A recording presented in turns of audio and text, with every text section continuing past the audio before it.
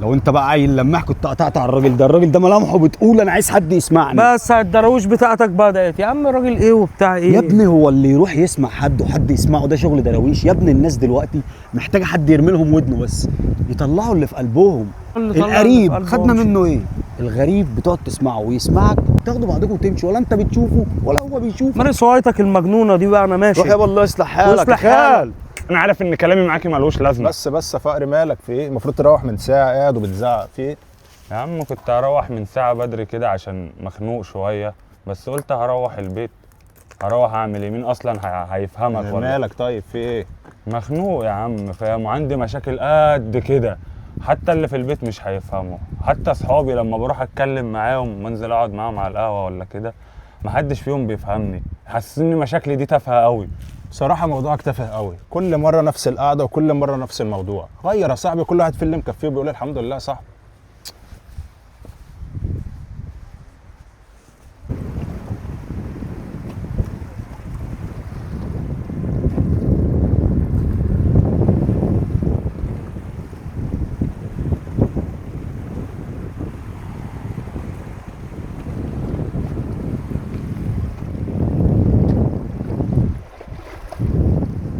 في ايه يابا مالك؟ انا حاسسك بتبص على الدنيا كأنها اخر مره. في ايه؟ فعلا اخر مره. لا فعلا اخر مره ايه؟ امسك ايدي كده بس عشان انا خلي بالك انا عامل عمليه وباجي اشم هوا هنا مالك طب؟ على مهلي. طب ما انت فيك خير اهو.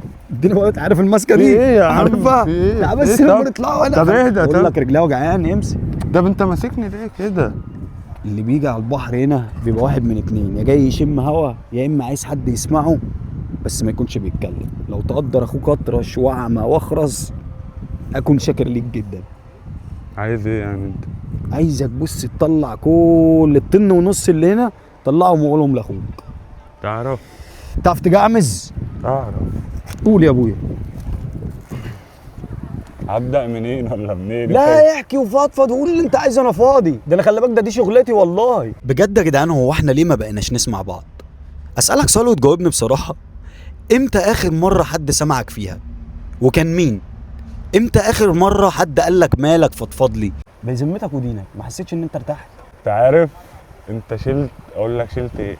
ما كانش اصلا هيبقى في واحد موجود دلوقتي. انت عارف ان انا كنت جاي هنا عشان فعلا. تصدق بقى انا صح.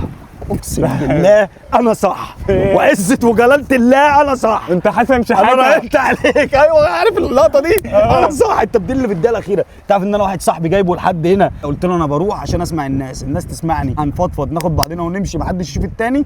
قال لي يا جدع روح بشغل الدراويش ده. انا صح.